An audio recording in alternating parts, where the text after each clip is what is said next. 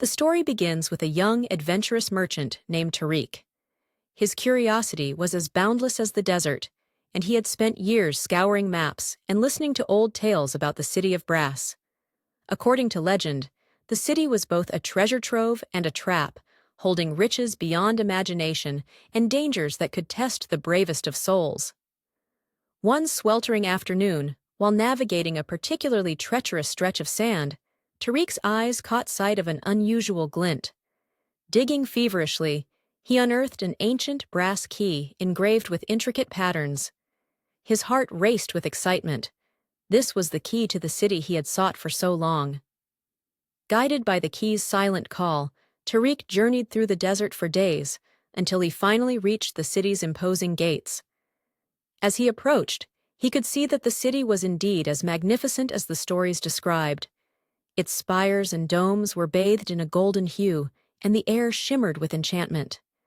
The key fit perfectly into the gate's lock, and with a creak that echoed through the emptiness, the gates swung open. Inside, Tariq marveled at the splendor before him. Streets paved with brass gleamed under the light of a setting sun, and buildings adorned with elaborate mosaics stood as silent witnesses to centuries gone by.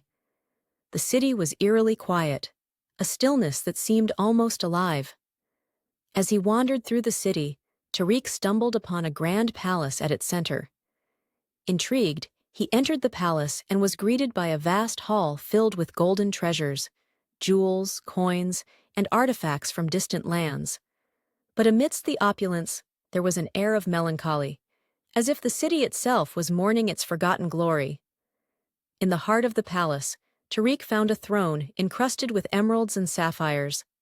On the throne sat an ancient figure, clad in regal attire. The figure's eyes, though closed, held a profound sadness.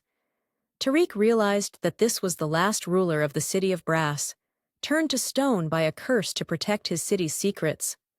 Moved by compassion, Tariq approached the statue and placed the key he had found at its feet. The key, imbued with a fragment of magic, began to glow. Slowly, the curse began to lift, and the ruler's form softened, revealing a kind, wise face. The ruler awoke with a sigh of relief, and the city itself seemed to breathe a sigh of liberation. Tariq learned that the city had been cursed because of a great betrayal long ago. The ruler, in gratitude, offered Tariq a share of the city's treasures and the promise of eternal friendship. With his heart full and his quest fulfilled, Tariq left the city of brass, the brass gates closing gently behind him.